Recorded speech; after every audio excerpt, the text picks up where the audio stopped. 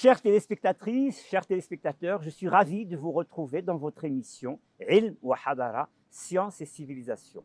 Je vous propose aujourd'hui d'aller vers la littérature précise, la littérature française, et j'ai le grand plaisir d'accueillir avec vous Si Hassan Wehbi. Bonjour. Bonjour Assi. Vous êtes écrivain et poète et sociologue. On va parler de tout cela dans un instant. Mais d'abord, on aimerait un peu plus vous connaître. Et vous savez, dans cette émission, elle est orientée sciences et civilisation, mais vous faites de la littérature précise et la précision est l'une des plus grandes qualités de la science. Alors, c'est pour ça que vous êtes avec nous aujourd'hui. Vous êtes né à Insgen, c'est bien cela? D'abord, merci pour tes mots. Et je suis né à Insgen, bien entendu, mais je voudrais dire une chose quand même. Ce qui m'importe dans la vie, c'est la renaissance, ce n'est pas la naissance. Mais bon, ça, c'est une petite parenthèse. Nous avons déjà commencé la poésie, c'est bien. Et parfois, il y a, comme dit notre cher Montaigne, on ne peut se peindre que du profil. On ne peut pas ramasser toute une vie en quelques phrases. Non, bien sûr. Mais il y a quand même deux choses importantes pour te répondre. La première, c'est qu'il y a un parcours. Bien évidemment. La deuxième, c'est ce que j'ai envie d'appeler la cristallisation. Alors, le parcours. Il faut préciser dans un second temps. Le parcours, oui. Alors, j'ai dit Insgen. Bon, le parcours, il est très simple. C'est le lycée public à Insgen, collège, lycée. Et puis, il y a le parcours du combattant académique à Rabat, Paris, etc. etc. Ah ben tout ça, c'est des phases sur lesquelles on doit s'arrêter. Ne les ramassez pas en une phrase. Je vais les ramasser, la cristallisation, pour dire à quel moment il y avait des choses importantes pendant ce parcours. Oui. Le deuxième point, c'est la cristallisation. La cristallisation, c'est à quel moment on devient ce qu'on croit être. À quel moment il y a des choses qui comptent. Oui. À quel moment il y a, comme dirait le philosophe, ces transformations silencieuses qui sont là à l'intérieur de nous-mêmes. Transfiguration. Oui, et qui font que nous ne savons pas où nous allons, mais nous y allons. Oui, c'est très juste. Alors, il y a une part de risque. Il y a une part de risque, mais on ne le sentait pas dans les médias. C'est plus tard, maintenant que je sens une sorte de capitalisation personnelle. Oui. Par exemple, première cristallisation, la rencontre avec les livres à l'âge de 14 ans, 15 ans. Oui. Et Insgen, il faut voir. Ça, c'est très important. Oui. Des livres autres que scolaires. Autres que scolaires. D'ailleurs, dans ce sens-là, j'ai envie de faire l'éloge de l'autodidacte. Ce qui reste, c'est ce qu'on se donne à soi-même aussi. Bien sûr, les gens donnent. Il y a cette altérité culturelle, intellectuelle, humaine. La transmission. La transmission. Mais il y a aussi quelque chose qui doit naître en soi, mais à partir des contingences, à partir des incidences, à partir de ce hasard qui devient nécessité après. Oui. Un livre, rencontrer un livre, des livres, etc. Et ainsi de suite. Au point que plus tard, quand j'étais à Paris par exemple, c'est un autre moment de cristallisation, je ne me suis pas occupé de ma thèse au départ. Je suis allé écouter Foucault, Bourdieu, Genet, Todorov, des gens magnifiques. Parce qu'on respire une atmosphère culturelle. Et cette atmosphère culturelle, précisément, comme toute atmosphère, elle englobe au-delà de la spécialité. Mais vous avez été à Paris pour faire un doctorat. Il portait sur quoi? Il portait sur Khatebi, sa première thèse. Khatebi, le grand sociologue marocain sur lequel nous allons revenir dans un deuxième moment. Et plus précisément, l'intitulé de votre thèse, c'était le texte polyphonique. C'est une thèse moyenne, c'est une thèse initiatique, si j'ose dire. Ne soyez pas si modeste, mais effectivement, c'est polyphonique à plusieurs voix. Vous avez voulu faire résonner, entendre la voix de Khatebi, qui était effectivement plurielle. Nous y reviendrons. Mais vous avez raison de souligner sur le fait qu'au moment où vous êtes à Paris, eh bien, vous avez cette curiosité ouverte sur plusieurs champs. Et à l'époque, il est vrai, les figures que vous avez citées, Todorov, Genet, pour la critique littéraire, Foucault pour, là aussi, une forme de polyphonie. Oui, c'est là où j'ai appris beaucoup de choses, mais sans le savoir. C'est ça qui est extraordinaire. C'est-à-dire que le savoir, ce n'est pas de la démonstration. C'est aussi une autre face de l'ignorance. Par exemple, quand je vais chez Foucault, il m'a fait lire les Grecs, parce que c'était la période où il parlait de la parésia, le parler vrai, le machin, etc., la gouvernementalité. Chez Todorov, avec lui, parce qu'il travaille sur la pensée humaniste française, ça m'a permis de découvrir. Enfin, c'est du savoir tacite qui est véritablement une compétence. Une compétence. Vous savez, aujourd'hui, on parle beaucoup d'intelligence artificielle. L'intelligence artificielle est explicite. Or, là, on est véritablement dans le tacite, et le tacite est une compétence. Quand on va parler de votre profession, vous avez été longtemps professeur de littérature à l'université Ibn Zohr d'Agadir, et vous venez tout juste de prendre votre retraite, mais précisément, quand on est face à des étudiants, c'est tout ce savoir tacite qui revient parce que, précisément, on n'enseigne pas seulement 1, 2, 3, les éléments explicites. Ils sont très importants, la méthode, la rigueur, mais il y a ce que vous dites, toute cette atmosphère. Cette atmosphère qui a été très bénéfique, mais j'étais dans une sorte d'intimidation. Parce que, bon, mais j'ai eu beaucoup d'amitié avec Todorov, par exemple. Jeunette, j'aimais beaucoup son humour. Foucault, c'est autre chose.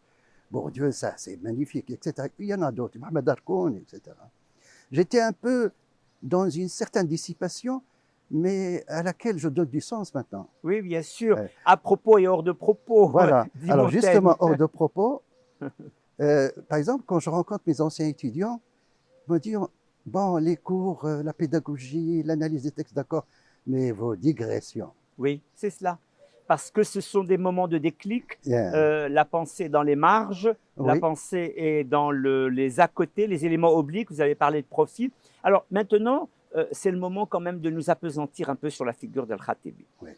Khatébi, justement, vous l'avez connu personnellement, je suppose. Et qu'est-ce qui vous a porté, aimanté vers son œuvre? Tout à l'heure, je parlais des contingences. À l'âge de 15 ans, c'est incroyable ça. C'est maintenant que je vois un peu le tableau dans sa totalité. Je montais dans le camion de mon père, qui est un camion de transport, il me donne un peu d'argent, je vais à Casa, j'achète les livres. Librairie de France et librairie Farrer, je me rappelle. Dans une librairie, j'ai acheté des tas de livres, il y a une dame magnifique. Ah, c'est là, j'ai envie d'embrasser ses mains aujourd'hui. Il a été étonné par ma bibliophagie. Oui.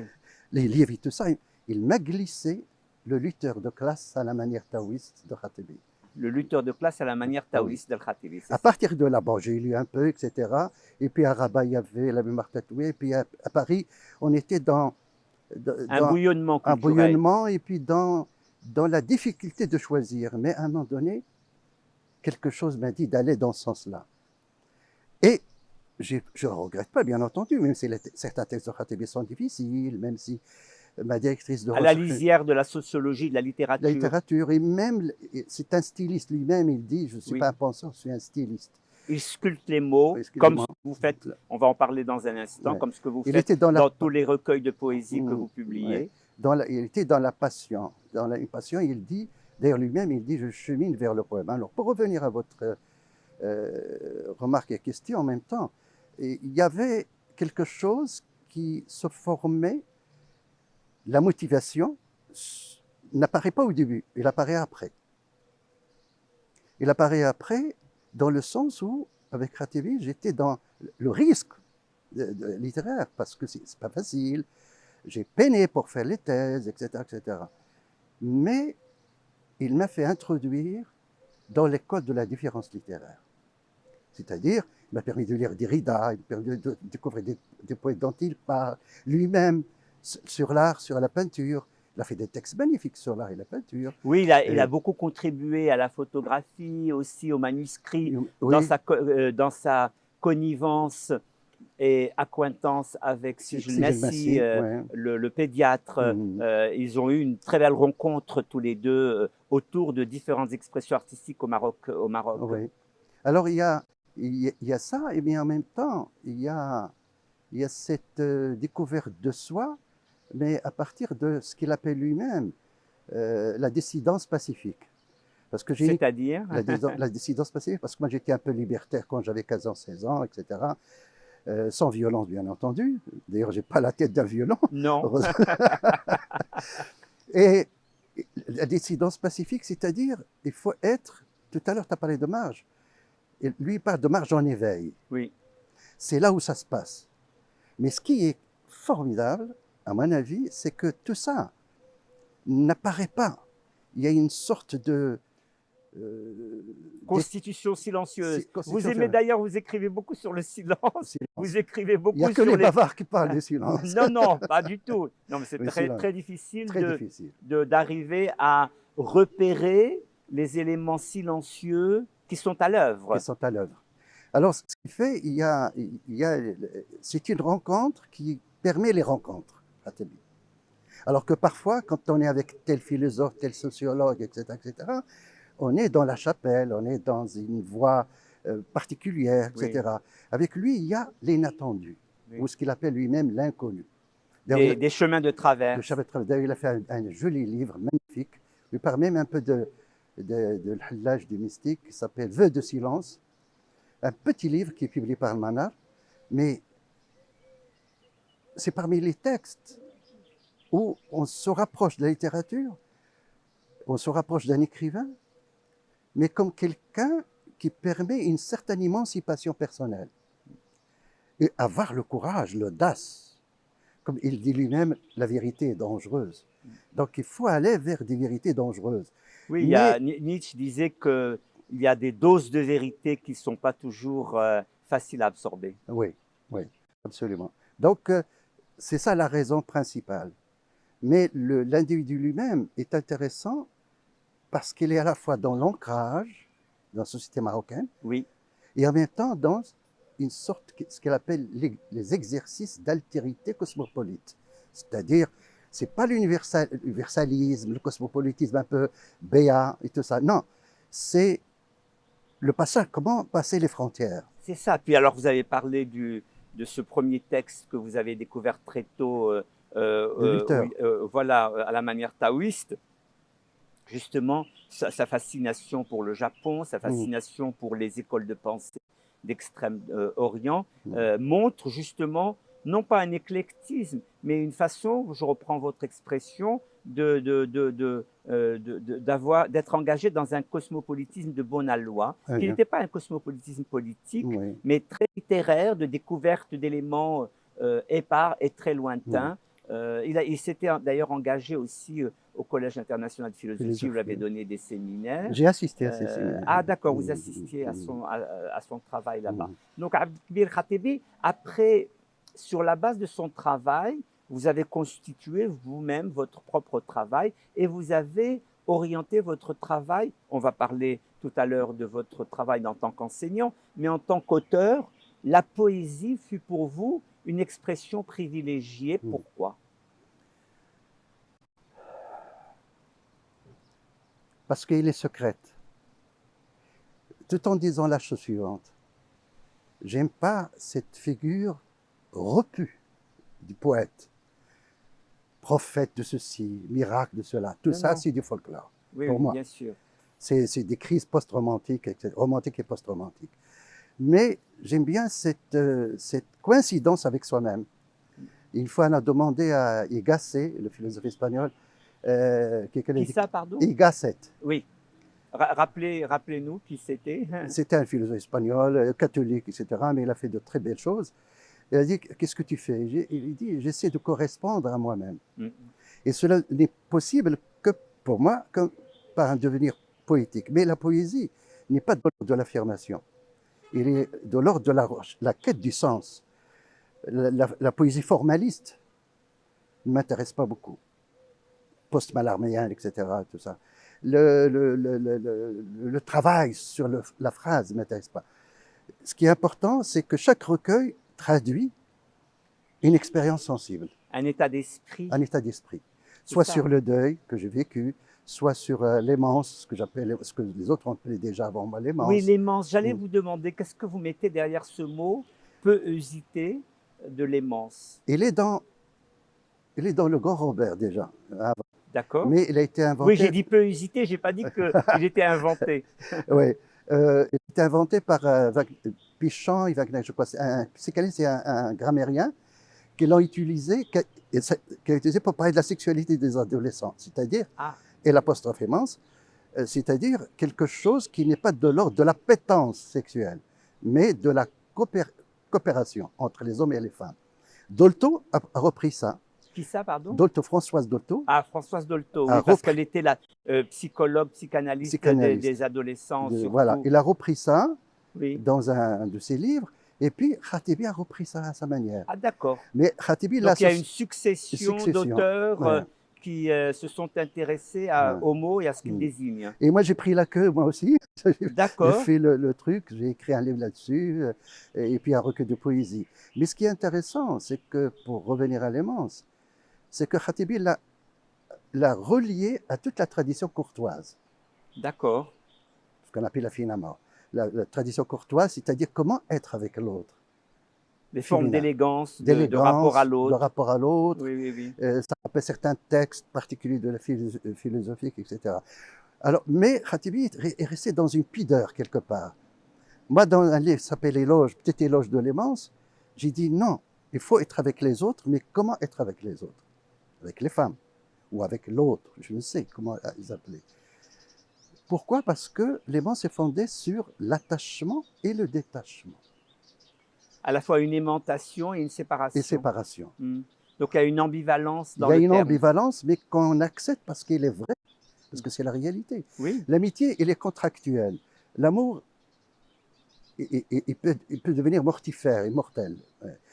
L'aimance, c'est difficile. C'est ça. Très difficile. C'est à la fois la proximité et l'éloignement, l'attachement et le détachement. Une forme d'opacité. Peut-être. Ou une transparence vivante, une transparence réelle, vraie. Mais ça m'a permis quand même de réfléchir poétiquement sur ça. De dire, mais... C'est curieux parce que j'ai dit opacité, vous avez dit l'opposé, vous avez dit transparence. Donc en réalité, un terme qui, comme le mercure entre les mains, il fuit. Donc ça intéresse le poète, quelque chose qui n'est pas saisissable. Oui, qui n'est pas saisissable, bien donc, sûr. D'ailleurs, quand on pense à Bonnefoy, c'est quelqu'un qui s'acharne à parler de la présence. Bonnefoy, de la présence. Qu'est-ce qui présence? Des pierres, des arbres, etc. Mais ça c'est extraordinaire. Oui. Alors pour revenir à... Être attentif à son environnement. On n'est jamais assez attentif. Oui, parce que les choses échappent. Oui, et les choses bougent. Regardez une lagune, à chaque instant, l'eau, elle entre, elle sort.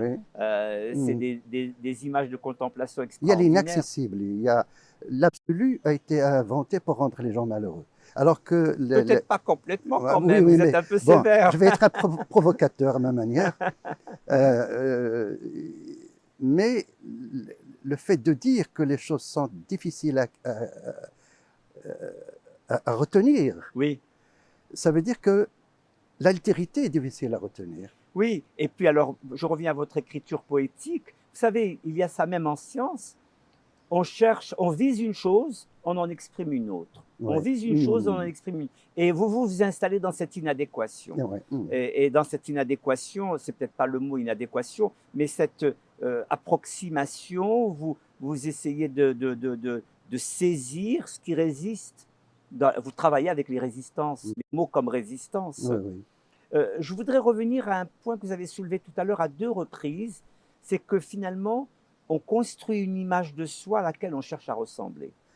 Et ça, c'est à la fois merveilleux comme destin humain et à la fois très difficile parce que est-ce qu'on correspond véritablement à l'image qu'on veut donner de soi, qu'on construit de soi, qu'on atteint ou qu'on n'atteint pas?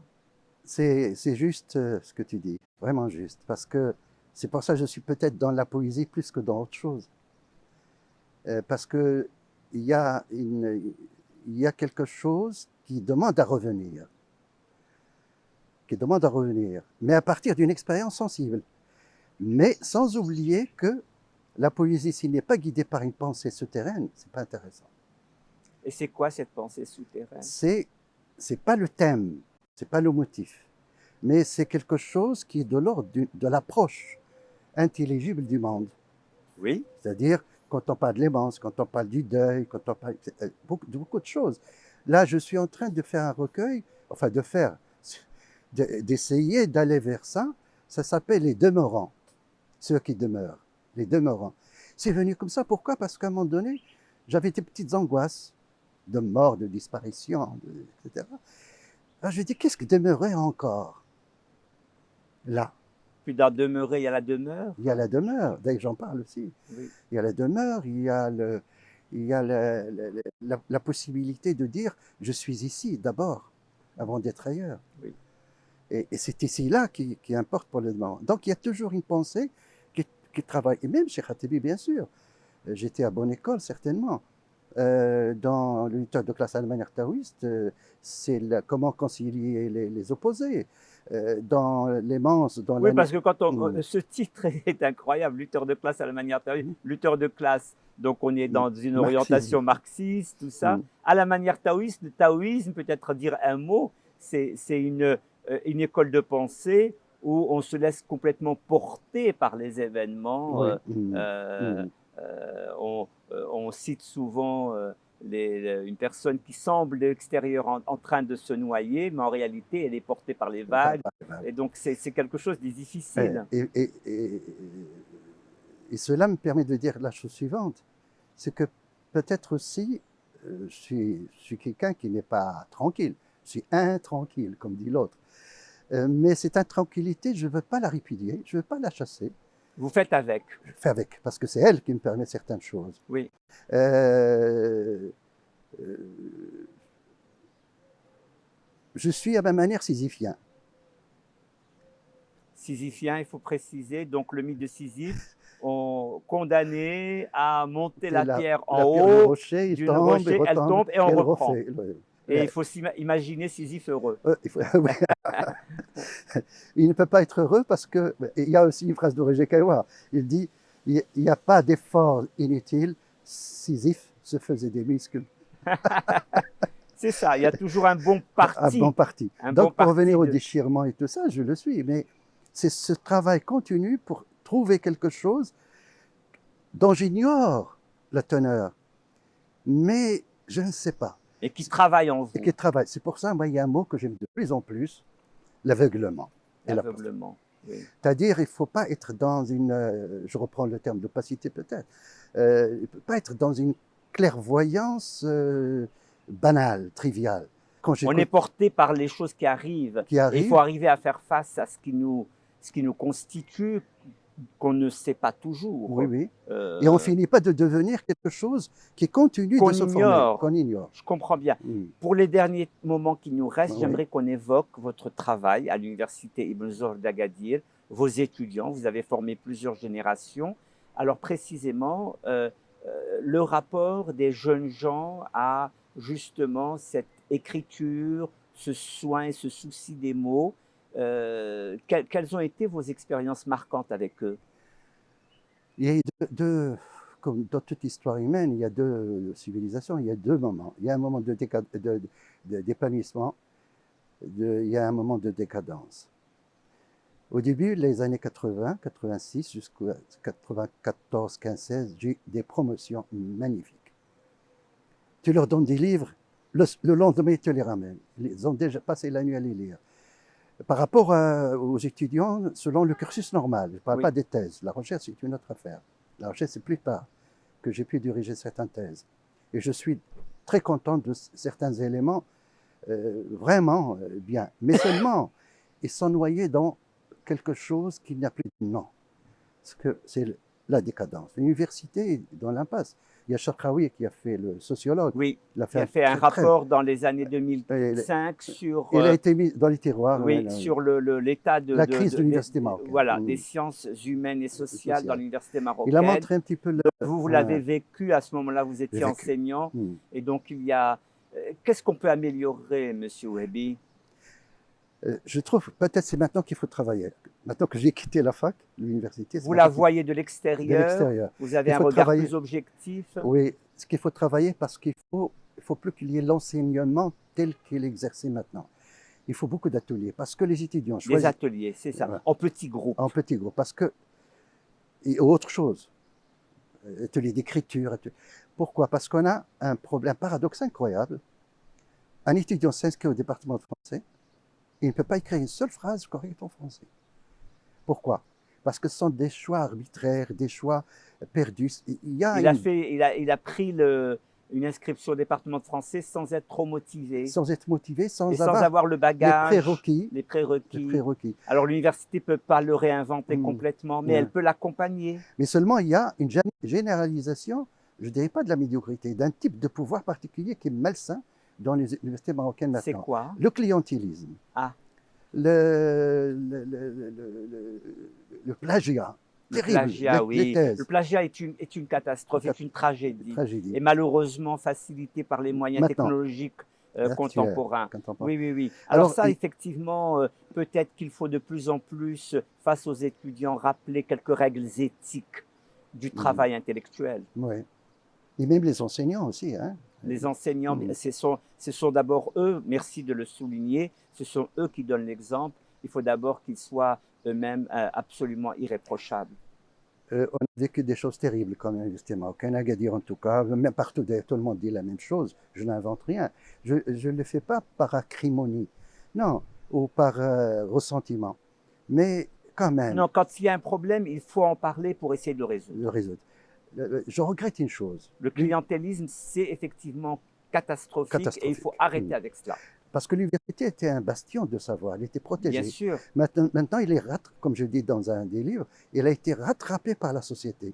C'est-à-dire, on retrouve dans l'université Les problèmes sociaux. les premiers sociaux, Alors les rapports, qu'elle est quelque chose qui, effectivement, se met à distance pour pouvoir insuffler dans la société l'excellence de l'esprit. Voilà. Et ça, c'est un peu regrettable et Mais il ne faut pas qu'on reste sur ce ton négatif. négatif. Mais voilà, le mais positif. Le même positif, c'est-à-dire il faut avoir l'audace de rester soi-même, faire ce que j'ai envie d'appeler l'écologie de soi-même, c'est-à-dire travailler, tracer. Et là, j'ai fait un cours sur l'esthétique aux étudiants de master. Un cours sur l'esthétique. L'esthétique, oui. De façon, malgré la retraite et tout ça, parce que Oui. c'était bien. Une contribution libre. Alors, oui. j'ai ouvert ma bibliothèque. C'est-à-dire, Oui. il y a toujours, Oui. aux étudiants, aux chercheurs, aux doctorants, pourquoi? Parce qu'il y a toujours cette possibilité d'apporter quelque chose à quelqu'un. Bien sûr, Mm. bien sûr. Parce Mais la transmission, c'est très beau. c'est ça. Et le domaine de la santé et le domaine de l'éducation, ce sont des domaines privilégiés pour la communication, pour le soin, le souci de l'autre. Et effectivement, il ne faut pas qu'on y retrouve soit une monétarisation, Ouais, soit voilà. des exercices de pouvoir, comme vous avez parlé de clientélisme. Habermas avait dit que l'argent et le pouvoir devaient rester un peu à côté de ce monde vécu de l'éducation et de la santé. Absolument.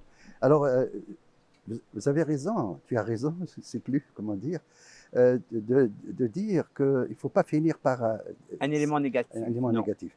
Mais il faut rester vigilant, critique, Bien sûr, oui. parce qu'il y a des choses à dire, Oui. etc. Mais tout en étant dans une générosité Bien évidemment. sociale, Oui, intellectuelle, etc. avec les étudiants, Avec les étudiants, avec les autres. les encadrer, les encadrer avec Mm. bienveillance.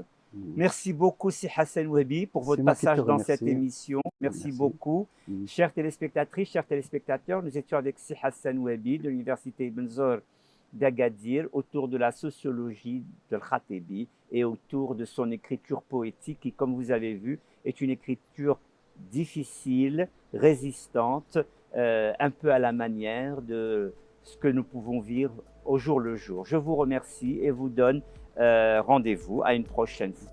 Au revoir. Au revoir. Au revoir.